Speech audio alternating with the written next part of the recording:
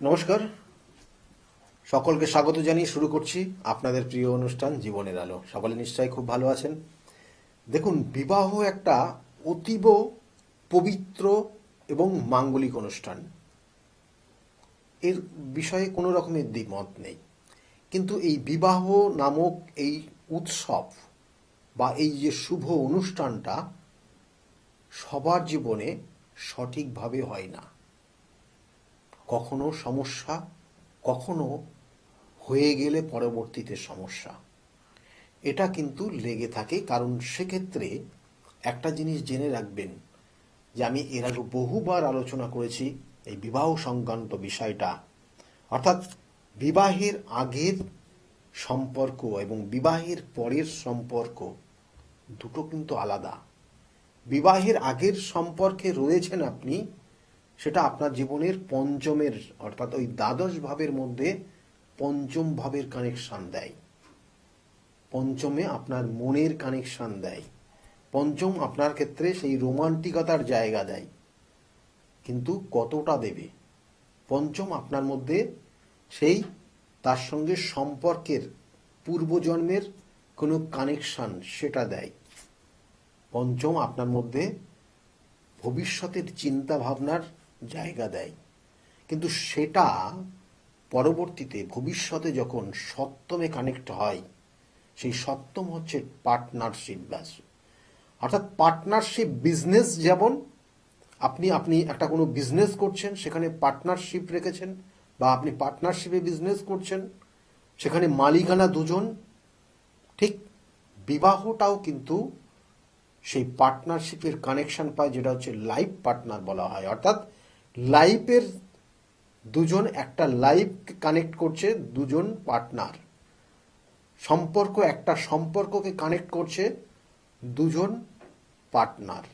সেই সম্পর্কটাকে টিকিয়ে রাখার জন্য দুজনের অস্তিত্ব রয়েছে, দুজনের গুরুত্ব রয়েছে, দুজনের কর্তব্য রয়েছে।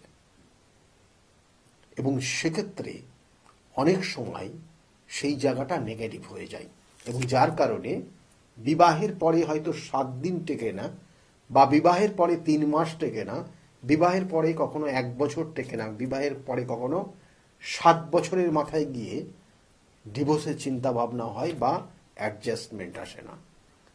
এগুলো কিন্তু আপনার ওই জন্মছকের সপ্তম ভাবের সঙ্গে লগ্ন ভাবের কানেকশন।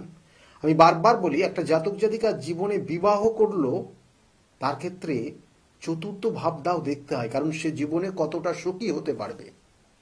বিশেষ করে মেয়েদের জন্য এটা অতীব গুরুত্বপূর্ণ একটা জায়গা। কারণ সে যখন তার নিজের পিতৃগৃহ হইতে, অর্থাৎ পিতৃগৃহ থেকে যখন তার শ্বশুরের গৃহে বা স্বামীর গৃহে সে যখন যাবে, তখন সেই স্বামীর গৃহের যারা রিলেটিভ আত্মীয় স্বজন থাকবে, তার সঙ্গে কতটা কম্প্রোমাইজ করবে, কতটা অ্যাডজাস্ট করবে, এগুলো কিন্তু খুব গুরুত্বপূর্ণ, যেটা দ্বিতীয় ভাগ দেয়। তাহলে অনেকের এই সমস্যাটাও রয়েছে। বিগত দিনে এটা অনেক অনেক শোনা যেত যে শ্বশুরবাড়ির আত্মীয় স্বজন তার উপর অত্যাচার করছে। কখনো কখনো এটার নেগেটিভ, আরও নেগেটিভ দিকেও নিয়ে যেত। তুলনামূলক এই জায়গাগুলো অনেক কম হয়ে গেছে, কিন্তু এখনও রয়েছে। তাই এই জটুক বিচার, যেটার থেকে আপনি বুঝতে পারবেন এই জাতক, এই জাতিকার সঙ্গে ভবিষ্যতে কতটা অ্যাডজাস্ট হবে, ভবিষ্যতে কতটা তার মিল থাকবে। কখনো কখনো অষ্টম মাঙ্গলিক, যেটা আবার ওই জটুক বিচার থেকে আসে না, সেটা মাঙ্গলিক একটা দোষ, একটা আলাদা পার্ট। কখনো কখনো বিবাহের পরে সন্তান আসবে কিনা, সেটাও কিন্তু তার এই যৌতুক বিচার থেকে আসে না, সেটাও একটা পার্ট, একটা ক্যালকুলেশন। সেই জাতক জাতিকার কোনো রকমের শুক্র নেগেটিভ আছে কিনা একটা জাতকের, বা সেই জাতিকার সেক্ষেত্রে কোনো রকমের ওভারির কোনো রকম সমস্যা আছে কিনা, যেটা সন্তান ধারণের জন্য ভীষণ গুরুত্বপূর্ণ, সেটার সমস্যা সেটা জন্মছকের নির্দিষ্ট গ্রহ নক্ষত্রের কানেকশন অনুযায়ী দেয়। সেই জন্য মেডিকেল অ্যাস্ট্রোলজি বলে যে একটা জাতিকার সন্তান ধারণের ক্ষেত্র অবশ্যই মঙ্গল এবং শুক্র গ্রহের নির্দিষ্ট অবস্থান দেখতে হয়, না হলে সেই সকল জাতক সেই জাতিকার সন্তান ধারণের ক্ষেত্রে সমস্যা হয়। আবার কখনো কখনো মেডিকেল অ্যাস্ট্রোলজি এটাও বলছে যে কোনো জাতকের ক্ষেত্রে শুক্র গ্রহ কতটা পাওয়ারফুল আছে যার ওপর ডিপেন্ড করে তার বংশ বিস্তার করার যে ক্ষমতা সেটা আছে কিনা। সেই কানেকশনটাও কিন্তু দেয় জন্মছকের শুক্র গ্রহের অবস্থানের পরিপ্রেক্ষিতে। তাহলে এগুলো আপনি ওই জটুক বিচারের মধ্যে পাবেন না, এগুলো আলাদা কম্বিনেশন কানেকশন। অনেক সময় দেখবেন যে সম্পর্ক এমন খুব খারাপ জায়গা যাচ্ছে, আবার সেটা ভালো সম্পর্কের জায়গাও তৈরি হচ্ছে।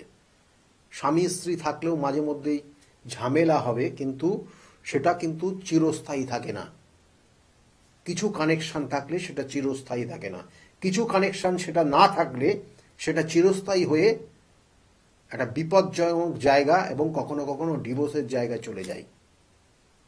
তাহলে এগুলো প্রত্যেকটার কানেকশন। আমি এই যে বলা হয় যে অষ্টকূটের বিচার, এই অষ্টকূটের বিচার বা জটুক বিচার বলেন, এর মধ্যেও বর্তমান সমাজ ব্যবস্থায় অতীব গুরুত্বপূর্ণ। কারণ প্রত্যেকটা মানুষ কিন্তু স্বাধীন থাকতে পছন্দ করে। আগে 40 বছর আগে যদি আপনি পিছিয়ে যান, তখন কিন্তু তার মেয়েরা বিশেষ করে স্বামীর ওপর ডিপেন্ড হয়ে যেত, শ্বশুর বাড়ির ওপর ডিপেন্ড হতো। আরও পিছিয়ে যান, সম্পূর্ণভাবে তাদের ওপর ডিপেন্ড হয়ে যেত, কারণ তারা যা বলবে সেটাই। কিন্তু ধীরে ধীরে সমাজ পরিবর্তন হয়েছে, সমাজ উন্নতির দিকে যাচ্ছে, প্রত্যেকটা মানুষ তাদের সমান অধিকার নেওয়ার জন্য ছুটছে, এবং সেক্ষেত্রে মেয়েরাও সমতালে তারা কিন্তু তাদের সুযোগ সুবিধা এবং তারা জীবনের নির্দিষ্ট স্বাধীনতাও পাচ্ছে। এবং আজকের জায়গায় দাঁড়িয়ে সেই জন্য যোনিকূট খুবই গুরুত্বপূর্ণ, যেটাতে 4 পয়েন্টের অবস্থান থাকে। সেই যোনিকূটের মিল যদি না থাকে, তাহলে এই সকল জাতক জাতিকারা কখনো কখনো স্বামী স্ত্রীর সম্পর্কের মধ্যে সীমাবদ্ধ থাকে না। এই সকল জাতক জাতিকারা পরক্রিয়ার মধ্যে আসক্ত হয় যদি যোনিকূটের মিল মিনিমাম 50% না থাকে। এটা কিন্তু কানেকশন। এবং কিছু কিছু জায়গা আপনারা মোটামুটি জানেন যে যে একটা জাতক জাতিকার মধ্যে গণকূটের যেমন বিচার করেন, কারণ সেটা হচ্ছে দাম্পত্য ঐক্যকে ডিপেন্ড করে। ঝগড়া ঝামেলা এবং দুজনের মধ্যে মানসিক অ্যাডজাস্টমেন্ট, এগুলো প্রত্যেকটা আলাদা আলাদা কূটকে কানেক্ট করে। সেই জন্য এই দুটো জিনিস, অর্থাৎ বিশেষ করে বলবো সমাজ ব্যবস্থায়, বর্তমান সমাজ ব্যবস্থায় প্রত্যেক মানুষ স্বাধীনতা চায়, এবং সেক্ষেত্রে যোনিকূটের মিল না থাকলে কিন্তু নেগেটিভ ভাইব্রেশন দেবে। এবং এগুলোর সঠিকভাবে ক্যালকুলেশন করে তারপরে বিবাহের জায়গায় যেতে হবে।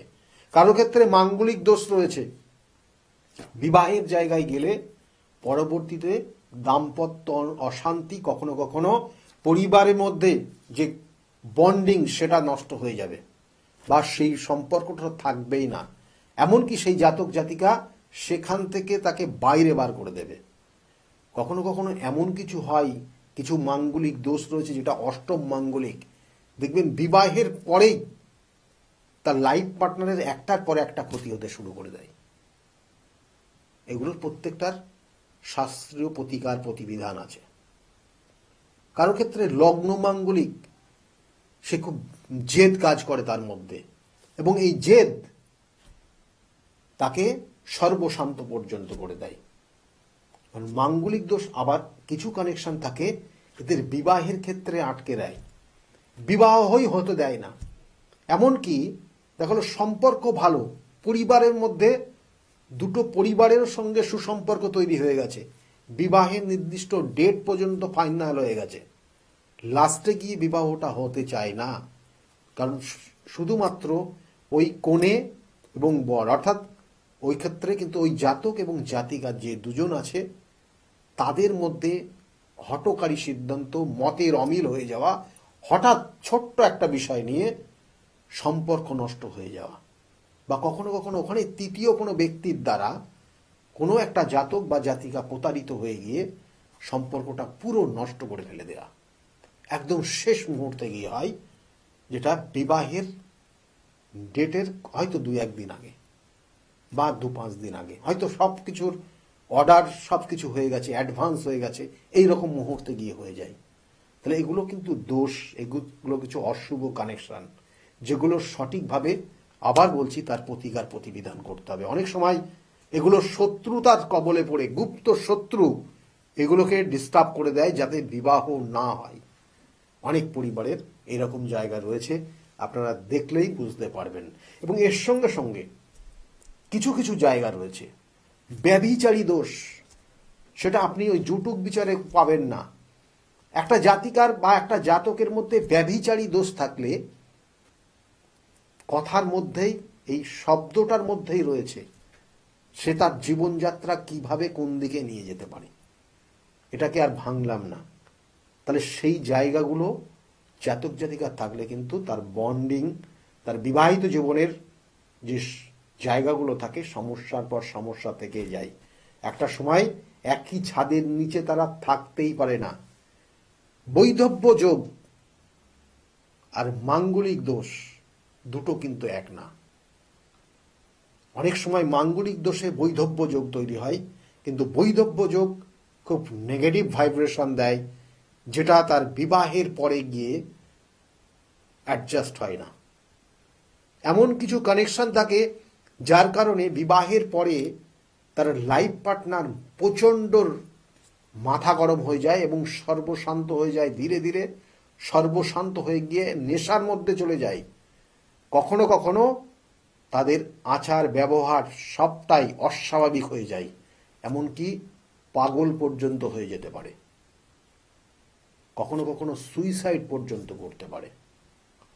তাহলে এগুলো কিন্তু প্রত্যেকটার কানেকশন আপনার জীবনে দেখবেন যে কখনো কখনো কিছু কিছু মাঙ্গলিক অনুষ্ঠান বা এই বিবাহের পরে জীবনে উন্নতিও হয়।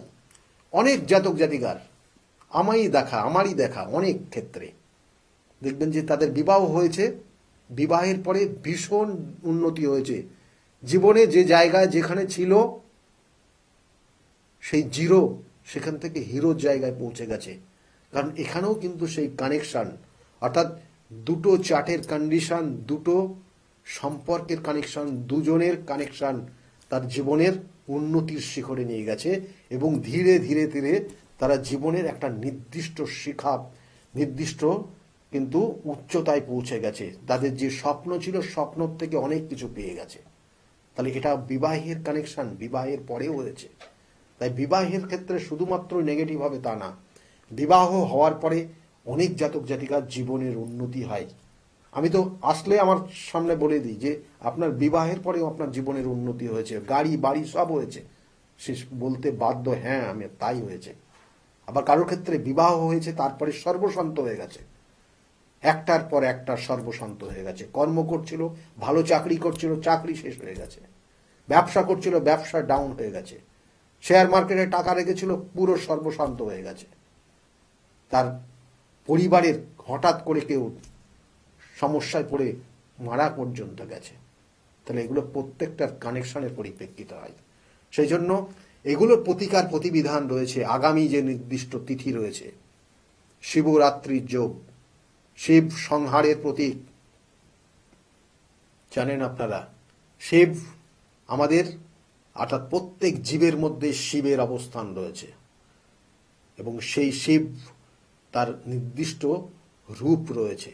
কখনো সে রুদ্র, কখনো সে কিন্তু তার নির্দিষ্ট দিশা রয়েছে।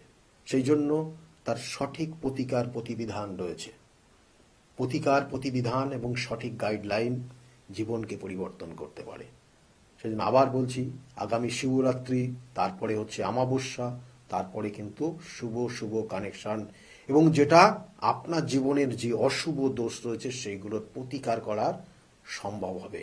সেই জন্য এখন থেকে একদম সম্পূর্ণভাবে ওই তিথি পর্যন্ত খুবই গুরুত্বপূর্ণ, যেটাকে আর নষ্ট করবেন না, যেটা ফেলে রাখবেন না।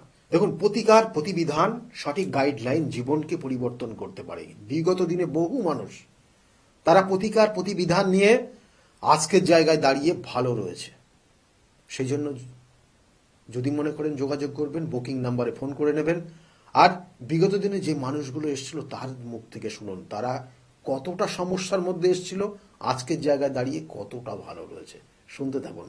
আর সকলকে অতীব শুভ কামনা জানাই, আগামী দিনে আরও ভালো হোক এই শুভকামনা রইল।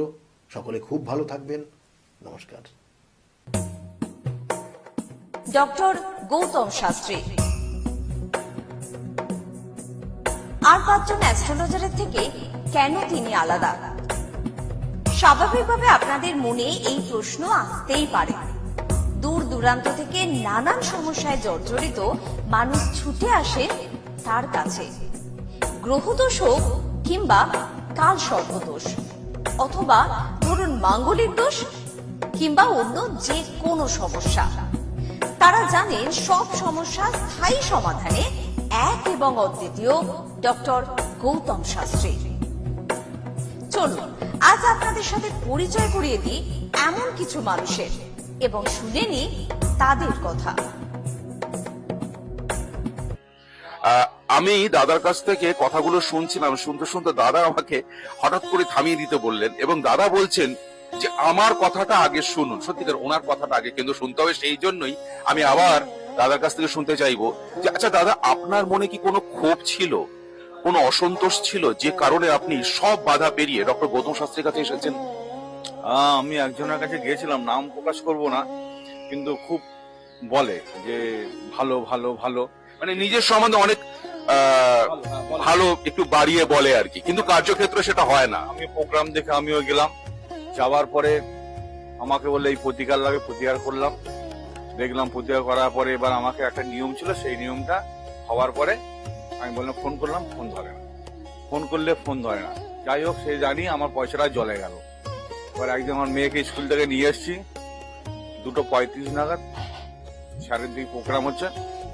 প্রোগ্রামটা ভালো পছন্দ হলো, আমি ফোন লাগালাম। সেই দিনকে ফার্স্ট দেখলাম আমার মানে ভবিষ্যতে কি হয়েছে না হয়েছে, সঙ্গে সঙ্গে আমার 3-4টে কথা সঠিক বললো।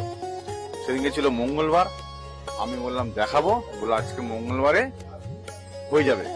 আমি চলে এলাম সঙ্গে সঙ্গে স্যারের কাছে। যখন আমি আলোচনা করছি বসে, স্যার বলে এই প্রোগ্রামটা দেখলাম না কিছুক্ষণ আগে। আমি হ্যাঁ স্যার, আমি 2:35 আমি প্রোগ্রাম দেখেছি, রাত্রিবেলায় আবার এসেছি 8:30টার সময়। স্যারকে আবার দেখালাম কালীঘাটে, মানে একটা রাজবাড়ি না কি, ওইখানে দেখালাম। হ্যাঁ, ওখানে দেখালাম। স্যার আমাকে যেগুলো বললো সবগুলো ঠিক, মানে আপনার পাস্ট কি হয়েছে না হয়েছে সব কিন্তু বলেছেন ডক্টর গৌতম শাস্ত্রী। এবং আপনার ডেটা নিয়ে আপনার সঙ্গে কিন্তু ডক্টর গৌতম শাস্ত্রীর আগে কখনো দেখা হয়নি, ওই প্রথম কিন্তু দেখা হয়েছিল, তাই কি? সেটা বলুন দর্শকদের। আমার কথা হচ্ছে, আমি টিভিতে দেখলাম, দেখার পরে ভালো লাগলো প্রোগ্রাম দেখে আমি সঙ্গে সঙ্গে ফোন করলাম। এত ভালো প্রোগ্রাম, এত ভালো কথা বলে, আমার খুব ভালো লেগেছে। আমি সেই দিনকেই রাত্রিবেলা কালীঘাটে দেখালাম। দেখানোর পরে আমাকে বললো এইটা লাগবে। আমার ঠিক আছে, তোমার ব্যবসা চলছিল, ব্যবসা একটু প্রবলেম হয়েছে, আমার কাছে আসবে, প্রতিকার করে দেবো, ঠিক হয়ে যাবে। আমি খুব খুশি। আমাকে তারাপীঠও যেতে বলেছিল, আমি বললাম তারাপীঠ আর যাবো না, আপনার বাড়িতে রথমন্দির কালী পুজোয় যাবো। আমি খুব খুশি, আমার কাজ হয়েছে, মানে হয়েছে বলে আগে কাজ করিয়েছি। আচ্ছা আচ্ছা, এবার তা বলে আরো কাজ আছে, আমার কাজ আছে, 8:30 অব্দি, রাত 8:30 থাকতে হবে। মানে এটা কি আমার সঙ্গে স্বীকার করবেন দাদা যে ডক্টর গৌতম শাস্ত্রীর কাছে এলে সাকসেসটা হাতের মুঠোয় পাওয়া যায়? ফার্স্ট টাইম তো এলাম আমি। এর আগে কাজ করিয়েছেন আপনি? না না, স্যারের কাছে করিনি, অন্য জায়গায় করেছি। কোনো আপনার মধ্যে কি এটুকু আশা জাগছে? স্যার আমাকে যেটা বলেছে, অরিজিনাল কথা বলেছে, আমার ভবিষ্যতে কি হয়েছে না হয়েছে সবই বলেছে। আমার ভালো লেগেছে, নির্দ্বিধায় আমি চলে এসেছি। তবে এখানে আসলে আশা করি ভালো লোকে, আমি তো এসে দেখলাম যে ভালো, লোকেরা আসুক, ভালো সাকসেসফুল পাবে। ধন্যবাদ আপনাকে। আচ্ছা, এবার দিদির কাছে চলে যাই। দিদি, আপনার নামটা বলুন। আমার নাম দীপ্তি মন্ডল। দীপ্তি মন্ডল কোথা থেকে আসছেন? পাটানগর থেকে আসছি। পাটানগর থেকে দীপ্তি মন্ডল। আজকের এই শুভ দিনে রটন্তী কালী পূজায় উনি চলে এসেছেন। মনের মধ্যে কি কোনো কিছু আছে যে এমন কিছু যে আজকের এই দিনটা আমি কাজে লাগাবো, আজকের এই শুভ দিনটা আমার জীবনের খুব মহত্বপূর্ণ গুরুত্বপূর্ণ দিন, সেই বিষয়ে কি আপনি কিছু বলতে পারবেন? হ্যাঁ, আজকের দিনে আমরা অমাবস্যা, একাদশী, পূর্ণিমা আমরা এমনি পালন করি, মানে সেই হিসাবে এই দিনটা তো খুবই ভালো। তো আমার এখানে আসা তাৎপর্যটা আমি শুনতে চাইছি। আসার তাৎপর্যটা হচ্ছে আমার হাজবেন্ড ওই ফোনে ওনাকে ফোন করেছিলেন। ফোন করার পরে উনি বিগত 4 বছর আমাদের কি ক্রাইসিসের মধ্যে আমরা চলছি সেটা সঠিক বলে দিল একবার ফোন করতেই। এবং ও ডেট অফ বার্থটা নিয়ে ওনার যে চার্টটা বার করেছিলেন, বার করে উনি পারফেক্ট আমাদের জীবনধারাটা বলে দিতে পারলো। তো ওনার বলাতে আমারও খুব ভালো লাগলো। ও বলল যে দেখো এরম কিন্তু এমনটা কেউ বলতে পারেনি, কিন্তু ইনি পুরো ডিটেলসে বলে দিল যে আমরা কি সমস্যার মধ্যে চলছি, আমাদের কি হচ্ছে না হচ্ছে, তাহলে এনাকেই একবার দেখাই। তা সঙ্গে সঙ্গে ওই জন্যই মানে ফোন করে ওই দিনকেই দেখিয়েছি। তা উনি বললেন যে তোমার একটা রেমেডি দিতে হবে।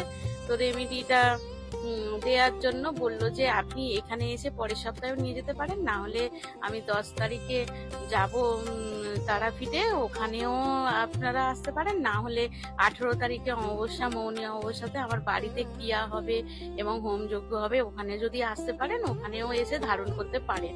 তখন আমরা সিদ্ধান্ত নিলাম যে এখানেই আমরা আসবো, আপনার বাড়িতেই আসবো। তাই আমরা আজকে এসেছি। আজকে ওর ক্রিয়া হয়েছে এবং ওইটা ধারণ করিয়েছেন এবং পরবর্তী হোমযজ্ঞে হবে, সেটা দেখার অপেক্ষায় আছি। এবারে দেখি কি হয়, পড়ার পরে বিশ্বাস নিয়ে তো করছি। কিন্তু একটা ডেটাতে doctor Gautam Shastri last 4 years past history বলে দিয়েছে। এটা কিন্তু যাতা কথা না, এটাই বলে হচ্ছে কারিশমা। একদম এই জন্যই ওনাকে আমার ভালো লেগেছে যে চলো ওনার কাছেই চলো। এরকমটা তো কেউ এরকম তো বলতে পারিনি, কিন্তু ইনি ডিটেলসে বলে দিল যে আমাদের কি কি সমস্যার মধ্যে দিয়ে যাচ্ছি, কি কি হচ্ছে, আমাদের কি হয়েছে সব বলে দিতে পারলো। যে একটা ডেট অফ বার্থ নিয়ে এভাবে বলে দেওয়াটা মুখের কথা নয়। তাহলে তুমি এত তো অনেক জায়গায় গেছো, তাহলে চলো ওখানেই চলো, দেখো কি হয়।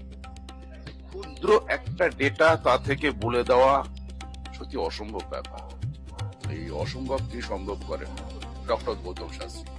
হ্যাঁ, উনি তারাপীঠ মহাশ্মশানে গিয়ে মহাযজ্ঞ করেন, উনি কামাখ্যায় গিয়ে মহাযজ্ঞ করেন। এই অমাবস্যাগুলোতে কিন্তু আপনারা ওনাকে পাবেন তারাপীঠ মহাশ্মশানে, ওনাকে পাবেন কামাখ্যায়, ওনাকে পাবেন কঙ্কালীতলায়, বিশেষ প্রয়োজনে বেনারসে। বিভিন্ন অমাবস্যায় কিন্তু গুরুত্ব অনুযায়ী বা তথ্য অনুযায়ী তিনি চলে যান এইসব স্থানে এবং গিয়ে কিন্তু কঠিন থেকে কঠিনতর তন্ত্রক্রিয়া গুরুত্ব সহকারে করেন আপনাদের জন্য। বলছে ওর খুব শরীরটা ভালো থাকে না, তারপরে ওর চাকরি তো বলে আসতে পারে, বাধা আসতে পারে, বদনাম আসতে পারে চাকরি ওইখানে। তারপরে ওর মাঙ্গলিক দোষ আছে একটু, আর অনেক কটা দোষ আছে, স্যার গুলো কাটিয়ে দেবে। কিছু কথা না বলা যায় না, ঝর্ণাদি কিন্তু সেই কথাগুলো বলতে চাইছেন না। এগুলো সিক্রেট রাখাই প্রয়োজন, কেননা ব্যক্তিগত কিছু সমস্যা থাকে যে সমস্যার কথা একমাত্রই ডক্টর গৌতম শাস্ত্রী জানেন। প্রত্যেকেই ওই জন্য কিন্তু এখানে আসছেন। যেখানে কিছুই সম্ভাবনা থাকে না সেখানে কিন্তু সম্ভাবনার আশার আলো জাগান এবং বাস্তবে সেটা পরিণত করেন ডক্টর গৌতম শাস্ত্রী। হয়েছে হয়েছে আবার আমার বৌমা ভালো হয়েছে। এই আমার কাকা শ্বশুর টশুর বাড়ির থেকে না সব বৌমা টোমারা সবাই আসে, সবাই এসে উপকার হয়েছে। তা ওদের সাথে আমার বৌমাকেও পাঠিয়েছিলাম। বৌমার বাচ্চা 2 বার ওরকম হয়েছিল বলে এই স্যারের কাছে এসেছিলাম। এখন বৌমার মেয়ে হয়েছে, তাই এখন সব ভালো আছে। তাই আবার একটু মেয়েরও হাত দেখালাম, মেয়ের খুব এসব বললো, তাই মেয়েকে আবার নিয়ে এসেছি। আপনার নাম? মিনতি মন্ডল, কোথা থেকে আসছেন আপনি? কৃষ্ণনগর ভীম। কি কারণে এসেছেন এখানে? বৌমার জন্য আচ্ছা, কি কোনো সমস্যার কারণে?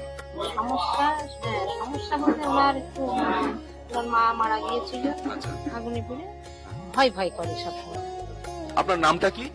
অর্চিতা মন্ডল। অর্চিতা মন্ডল। অর্চিতা মন্ডলের মা মারা যায় এবং তারপর থেকেই ওনার একটা ভয় ভয় ভাব থাকে, যেন মনে হয় মা বোধহয় আশেপাশে ঘুরে বেড়াচ্ছে, এরকম ধরনের। হ্যাঁ, ছেলে ফোন করলো আপনাকে? হ্যাঁ, ছেলে হঠাৎ করে মানে হঠাৎ করে ফোন? হঠাৎ করে একদিন ফোন করে বলছে, বাবা তুমি কোথায় আছো? আমি একটু অসুবিধার মধ্যে পড়ে আছি, তো আমি তোমার সঙ্গে ইমিডিয়েট কথা বলতে চাই। আমি তখন ওখান থেকে দিল্লিতে ছিলাম, দিল্লি থেকে আমার মানে ফ্লাইট ইয়ে করলাম, ফটাফট এমার্জেন্সিতে আমি চলে এলাম। আর ছেলে ফোন করেছে, এটা আমার কাছে একটা বিশাল বড় একটা মানে যে ছেলে চলে গিয়েছিল মানে বাবাকে একটু বলতে গেলে আপনার ছেলের সাথে প্রায় সম্পর্ক শেষ, তলানিতে এসে ঠেকেছিল। সেই ছেলে কিন্তু মিরাকেল ভাবে আপনাকে ফোন করলো এবং বললো যে আমি আসতে চাই বাবা। আসতে চাইবো। এবং ডক্টর গৌতম শাস্ত্রীর কাছে এই বিষয়টা নিয়ে উত্থাপন করার ঠিক 41 কি 42 ডেজ এর পরেই উনি চলে এলেন, তাই তো? উনি চলে আসার পর বাবা আমি তোমার কাছে থাকতে চাই, আর তুমি কি পড়াশোনা করবে? তো বললো বাবা তুমি কি বলতে চাও? আর তুমি সিএ পড়ো, আমার যখন বিজনেস আছে তোমার যখন তোমারই ওয়ারিশ সূত্রে তুমি। তারপরে আমি আলোচনা করে 70% শেয়ার ওনাকে দিয়ে ছেলেকে দিয়ে দিলাম। আমি এখন প্রায় 1 বছরের উপর হয়ে গেছে, এখন ছেলেটা এখানে সিএ পড়ছে, সেটেল হয়ে গেছে পুরো। সব থেকে বড় ব্যাপার কম্পিটিশন মার্কেট ওয়েস্ট বেঙ্গলের মধ্যে, ইন্ডিয়াতে আমাদের প্যান ইন্ডিয়াতে কাজ চলছে। আমি অনেক কন্ট্যাক্ট আমার কাছে আছে, বাট রেলের টেন্ডারের জন্য আমার খুব ঝামেলা চলছিল প্রচন্ড ভাবে। হঠাৎ করে রেলের ডিআরএম এই যে আসানসোল আর এই যে আমাদের আন্ডার ডিভিশনের যে ডিআরএম একজন আমাকে ফোন করছে, বাবু আপনি তো L1 হয়ে গেছেন, আপনি জানেন না? আমি দেখিনি, আমি হোপলেস হয়ে গেছিলাম, না রেলের টেন্ডার কি হবে, আমি একটা সাধারণ মানুষ, অত বড় টেন্ডার আমি কি করে পাবো? ফট করে দেখে অনায়াসে বলছে আপনি তো L1 হয়েছেন, 28টা কোম্পানির মধ্যে আপনি L1 হয়েছে। আচ্ছা এই একটা গেল। তারপরে টোটালি ডকুমেন্টস আছে, এ নয়, এটা টোটালি আমাদের 37,000 ইন্ডাস্ট্রি আছে ওয়েস্ট বেঙ্গলের মধ্যে। তার মধ্যে 500 ইন্ডাস্ট্রিকে সেন্ট্রাল চুজ করেছে, যেটা বেশি এমপ্লয় করে। তো সেন্ট্রাল গভর্নমেন্ট থেকে একটা অ্যাওয়ার্ড এসছে যে 500 কোম্পানির মধ্যে আমাদের কোম্পানি একটি কোম্পানি। এটা আমার কাছে সব থেকে বড় পাওনা। এই জিনিসগুলো উনি বলেছিলেন, যে আমি যে জিনিসগুলো বলছি ডক্টর গৌতম শাস্ত্রী উনি বলেছিলেন আমাকে, মানে একটা ভবিষ্যৎবাণী। আচ্ছা আমি মানতাম না, বলেছিল আপনি এইসব কাজগুলো করবেন, আপনার সময়টা প্রচন্ড ভালো আসছে, তবে 7:30 চলে যাবে, কিন্তু আপনি ঘাবড়াবেন না। যদি কোনো অসুবিধা হয় আপনি আমার কাছে আসবেন, লাগাতার কন্ট্যাক্ট রাখবেন, তার জন্য কোনো পয়সা লাগবে না। তখন আমি বললাম যে ঠিক আছে, কখনো কখনো অমাবস্যা, আজকে জাস্ট আমাকে ডেকেছিল, অনেক দুটো অমাবস্যায় মিস করেছি। আচ্ছা এই প্রসঙ্গে কি আমি বলতে পারি যে বন্ধ ভাগ্যের দরজা খুলে দিতে পারেন ডক্টর গৌতম শাস্ত্রী? আমি এটা 80% আমি আমার মনে মানে 80% বলতে পারি। আমি 20% রাখতে পারি না, কারণ ভাগ্য একটা কাজ করে। 80% আমি বলে দিতে পারি। তার মানে কিন্তু জগন্নাথ মিত্র স্বীকার করছেন যে 80% আমি 80% একদম বিলিভ করি। বন্ধ ভাগ্যের দরজা খুলে দিতে পারেন ডক্টর গৌতম শাস্ত্রী। এটাই আমাদের কাছে সবচেয়ে বড় পাওয়া। থেকে উনি যখনই ইয়ে করবেন, 3-4টে ওনার কন্ট্যাক্ট আছে, ওনার কথাগুলোকে শুনতে হবে। খুব ভালো লাগলো জগন্নাথ মিত্রের সঙ্গে কথা বললাম। জগন্নাথ মিত্র কিন্তু একটাই কথা বলেছেন যে আমার যে সব সমস্যাগুলো ছিল সেগুলো কিন্তু হতে পারে যে তার কেরিয়ারের দিক থেকে, তার ব্যবসার দিক থেকে, কিন্তু আরেকটা সম্পর্ক, যে ছেলে আসবে নাই, একদমই সব থেকে মেন আছে, যে আসবেই না বলেছিল বাবার কাছে, সে কিন্তু ফিরে এসেছে। কার জন্য? ডক্টর গৌতম শাস্ত্রীর জন্য। আপনারাও যারা এই অনুষ্ঠান দেখছেন তারাও কিন্তু এক বাক্যে স্বীকার করবেন যে সাকসেস হাতের মুঠোয় এনে দেন ডক্টর গৌতম শাস্ত্রী, বন্ধ ভাগ্যের দরজা খুলে দেন ডক্টর গৌতম শাস্ত্রী। কি নাম আপনার? আমার নাম মানিক করগুপ্ত। মানিক করগুপ্ত। আপনি কোথা থেকে এসেছেন? আমি কল্যাণী থেকে এসেছি। কিসের টানে, কিসের আকর্ষণ এখানে আসা? আমি অনেক জ্যোতিষীদের কাছে গিয়েছিলাম, কিন্তু আমি সেভাবে ফল পাইনি। আমি তারপরে টিভিতে ফলো করি, কার কাছে গেলে পাওয়া যায়। ফল তো পাওয়া যায়, কিন্তু কার কাছে গেলে আমি ফল পাবো সেটা আমি চেষ্টা করি। দেখতে দেখতে ওনার প্রোগ্রাম দেখি এবং ওনাকে আমি অনেক দিন ধরে ফলো করি। ফলো করার পরে আমার মনে হলো যে এরকম একটা ডক্টর গৌতম শাস্ত্রী ভদ্রলোক, ওনার কাছে গেলে আমি আশা করি কাজ পাবো। যে কাজের জন্য আমি চেষ্টায় রয়েছি সেই কাজটা আমি পাবো। মানে আপনি যে সমস্যা জর্জরিত, ডক্টর গৌতম শাস্ত্রী সেই সমস্যা থেকে আপনাকে উদ্ধার করতে পারবেন, এটাই আপনার বক্তব্য। এটাই হচ্ছে আমার বাবা। মানিক বাবু খুব সুন্দর বললেন, কিন্তু অনেকের অনুষ্ঠান দেখেছেন, কিন্তু ডক্টর গৌতম শাস্ত্রীর যে প্রেডিকশন টিভিতে, সেটা থেকে অনেকেই অ্যাট্রাক্ট হন, যে একটা সামান্য ডেটা ফোনের মাধ্যমে বলে দিচ্ছে, তারপরে কি করে ভদ্রলোক তার পাস্ট, তার প্রেজেন্ট এন্ড ফিউচার ডিটেলসে বলে দিচ্ছে। সেই কারণে মানিক বাবু চলে এসেছেন আজকে, এবং উনি আশাবাদী ওনার যে সমস্যা আছে সেই সমস্যার সমাধান হবেই হবে, তাই তো? হ্যাঁ, আমি সেই আশাতেই ওনার কাছে এসেছি এবং আমি বেশি দিন হয় না এসেছি। শুনলেন তো, এনাদের প্রত্যেকের আশা, ভরসা এবং বিশ্বাসের একটাই নাম, ডক্টর গৌতম শাস্ত্রী, যার সম্পর্কে আমরা এত কিছু শুনলাম। চলুন এবার দেখে নিই তিনি কি বলছেন। সত্যি শুনলে আমার এমনিতেই ভালো লাগে যে দাদা আমার এই সমস্যাটা ছিল, আমি এখান থেকে বেরিয়ে আসলাম, আমার ভালো হয়ে গেছে, আমি চাকরি পেয়েছি, আমার সন্তান হচ্ছিল না, সন্তান এসছে, আমার চাকরিটার জন্য খুব সমস্যা ছিল, আমি চাকরি পেয়ে গেছি, আমার প্রমোশন পেয়ে গেছি, আমার বাড়ি একটা কেনার দরকার ছিল, বারংবার বাধা হচ্ছে, বাড়ি পেয়ে গেছি, আমার স্বামী স্ত্রীর মধ্যে প্রচন্ড সমস্যা ছিল, বর্তমানে আমরা এখন খুব ভালোভাবে আছি, পরবর্তীতে বিভিন্ন ধরনের প্ল্যানিং রয়েছে কিভাবে কি করা যায়। এই ধরনের ক্লায়েন্টই কিন্তু আমার কাছে বেশি দেখবেন, অর্থাৎ সবই রেফারেন্স ক্লায়েন্ট, অর্থাৎ তারা প্রতিকার নিয়েছে। আমি বারবার বলি যে প্রতিকার আগেই আপনার দেওয়া সম্ভব দরকার নেই, আপনি কিছুদিন ওয়েট করুন। বা কখনো কখনো বলি যে দেখুন যে অনেকে আসে যে আমার এই প্রতিকার সব একসঙ্গে করে দেন, আমি বলি না, দরকার নেই। তাহলে অনেক সময় মেয়ের করাচ্ছে, ছেলের করাচ্ছে, হাজবেন্ড সবার করাচ্ছে, আমি বলছি একজনের নেন, তারপরে আপনি সেখান থেকে রিকভারি করুন, সেই জায়গাটা কতটা ফল পাচ্ছেন দেখুন, তারপরে নেক্সট পরবর্তী জায়গাগুলো করে দেবো। এবং সেইভাবেই আমি দিই, অর্থাৎ আজকে ছেলের জন্য এসছে, ছেলের দুদিন পরে দেখুন তার কতটা ফিডব্যাক, ভালো পজিটিভ জায়গা আসছে কিনা, এবং তারা সেটা দেখছে পজিটিভ জায়গায় আসছে, ভালো হচ্ছে, তারপরে অন্যান্য পরিবারের সমস্ত মেম্বাররাই করছে। আমি এইভাবেই করে দিই। অন্যরকম মনে করবেন, কারণ আপনি প্রশংসা শুনতে পছন্দ করেন না। এটা দেখুন, এগুলো মানে প্রত্যেকটা ক্যালকুলেশনের বিষয়। জ্যোতিষশাস্ত্র সবসময় ক্যালকুলেশনের উপর ডিপেন্ড করে, এবং সেটা সঠিক ক্যালকুলেশন যে পারে সে করতে পারে, এবং সেটা সবটাই গুরুমুখী বিদ্যা। গুরুমুখী বিদ্যার বাইরে আপনি কোনোভাবে কিছু করতে পারবেন না। আর দেখুন, আমি শুধুমাত্র যে শুধু ওয়েস্ট বেঙ্গল বলুন তা না, আমার অল ইন্ডিয়া বেস আমার ক্লায়েন্ট রয়েছে, এবং অল ইন্ডিয়া শুধু বললে ভুল হবে, আমার কিন্তু অল ওয়ার্ল্ড বেস করে এখন বর্তমান ক্লায়েন্ট রয়েছে। তারা বিভিন্ন সূত্র ধরে তারা সেই যোগাযোগ এসছে, এবং তারা এই আবার বলছি, এগুলো কিন্তু প্রত্যেকটা তারা একজন প্রতিকার নিয়েছে, তার সূত্র ধরে তারাও কিন্তু প্রতিকার নিয়েছে। আজকে এই যে গত দুদিন আগে ফোন করেছিলেন একজন, তাকে আমি 1 মাস আগে প্রতিকার দিয়েছি, সেটা প্রতিকারটা পৌঁছাতে পারিনি, তারা নিজেরা পৌঁছে দিয়েছে। আমি সেই জন্য বলি যে অল ইন্ডিয়া সার্ভিস আমরাই দেব, আর ওয়ার্ল্ড বেস সার্ভিসটা আপনাদের দায়িত্বে সেটা কালেক্ট করতে হবে, এবং সেইভাবে কিন্তু তারা নিয়ে যাচ্ছে। এবং বললো যে আপনি কাজ করার পর, এই যে 1 মাস কাজ হয়ে গেছে, আমি কাজ করার পর আমার মা যখন আমাকে বললো যে তোমার কাজ কমপ্লিট হয়ে গেছে, আমি তারপরে কিছুদিনের পর থেকে আমার যে সমস্যা ছিল পুরো সমস্যা কেটে গেছে। কিন্তু তা কেন হয়েছে, তার জন্য কিন্তু কারণ রয়েছে। আমি বারবার বলি, দেখো প্রতিকার প্রতিবিধান যে জিনিসটা দেওয়া হয়েছে, আপনার সন্তান সেটা ধারণ করতে পারছেন না, সেটা তার জন্য মা বা বাবা যে কোনো একজন করতে হবে। অর্থাৎ সন্তানের জন্য মা বাবা করলেই সেটার এফেক্ট হবে, এবং সেই অনুযায়ী ওনারা বাইরে ছিলেন, ওনারা ইউএসএ আছেন, কিন্তু আজকে তিনি এই কলকাতার একটা নির্দিষ্ট জায়গায় থেকে তার মা সেই ক্রিয়া নির্দিষ্ট করেছে, তার এফেক্টটা সে পেয়েছে। কারণ প্রত্যেকটা এটা কিন্তু নারীর টান সন্তানের সঙ্গে মা বাবার, তাহলে সেই নারীর টানটা কিন্তু অবশ্যই কার্যকরী। এবং সেই জন্য আমি বারবার বলি, প্রতিকার প্রতিবিধান সঠিক গাইডলাইন জীবনকে পরিবর্তন করতে পারে। এই যে কৃষ্ণনগর থেকে অর্চিতা মণ্ডল, তার সঙ্গে কথা বলছিলাম, তিনি বলছেন যে তার মা মারা যাওয়ার পর তার যে আত্মা অর্চিতাকে ছাড়তে চাইছে না, কিন্তু অর্চিতার একটা ছোট্ট মেয়ে রয়েছে, তার স্বাভাবিক জীবন বা তার ভবিষ্যৎ জীবন নিয়ে সে অরিট, সেই কারণে তার আপনার কাছে এসেছেন বা এসেছিলেন। আজকে সেই জায়গা থেকে, সেই উপদ্রব থেকে সে কিন্তু মুক্ত।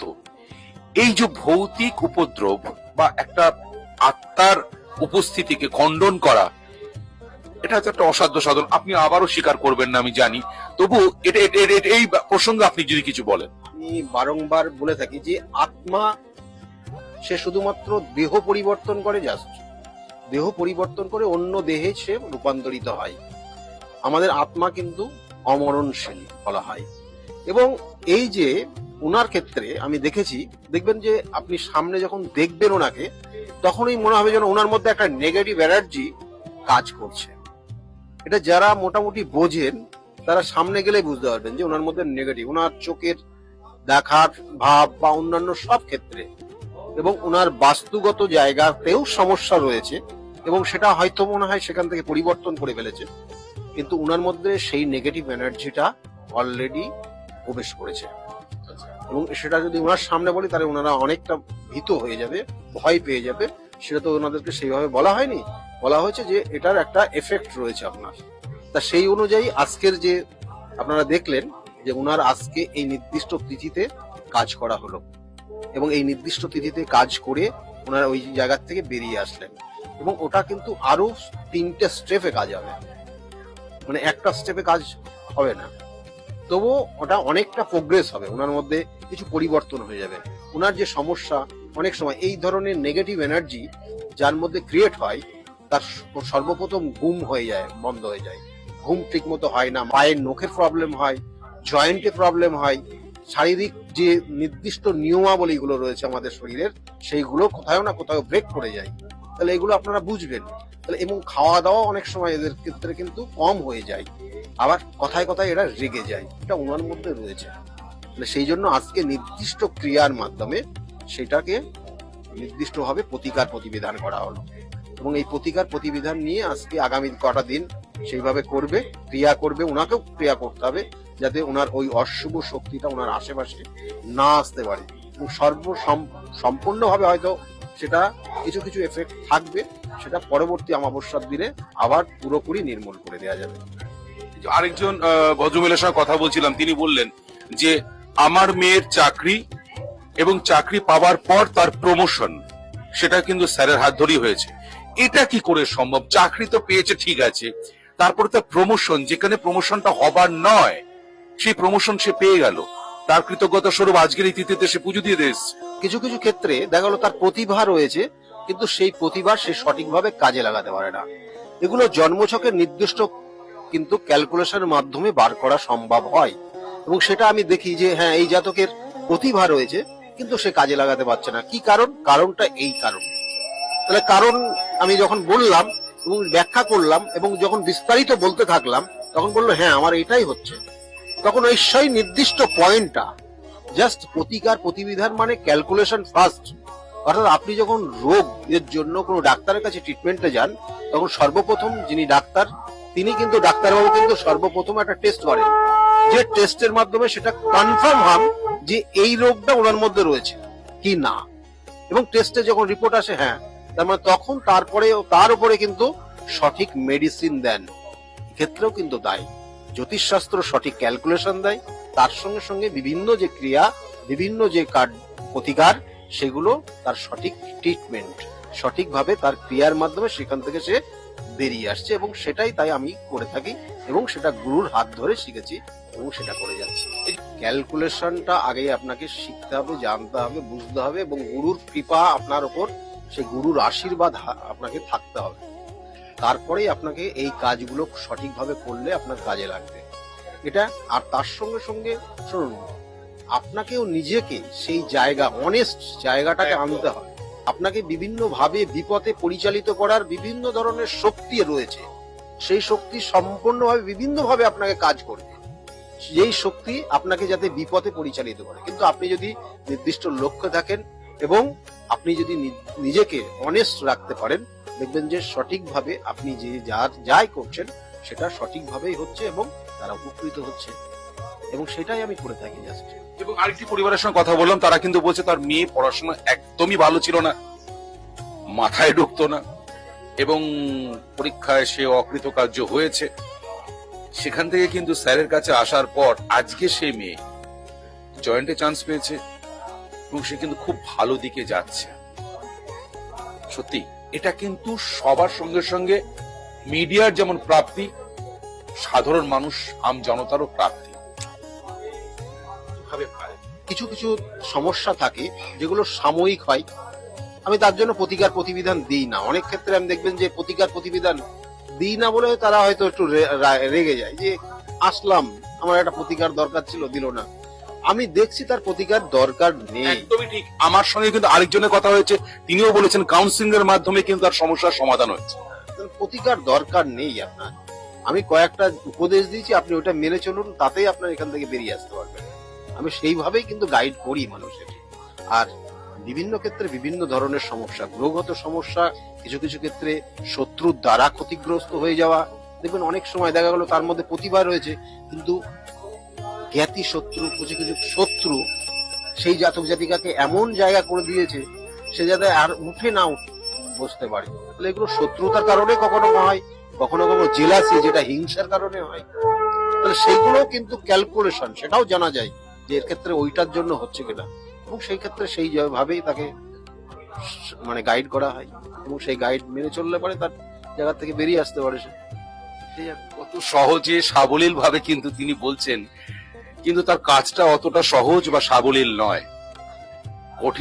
কঠিন যেমন সমস্যা আপনাদের আছে, এই ক্রিয়াও কিন্তু কঠিন থেকে কঠিনতর, কিন্তু উনি তার সমাধান করেন। তার জন্যই আপনাদের সকলের প্রিয় ভালোবাসার মানুষ স্যার ডক্টর গৌতম শাস্ত্রী। তাহলে আর দেরি কেন, চটপট ফোন করুন 9836410969 অথবা 8335805241 এই নাম্বারে। শুধুমাত্র একটি ফোন, যা পাল্টে দিতে পারে আপনার গোটা জীবন। জ্যোতিষবিদ, বাস্তুবিদ, হস্তরেখা বিশারদ ও spiritual guide doctor Gautam Shastri, এক এবং অদ্বিতীয়।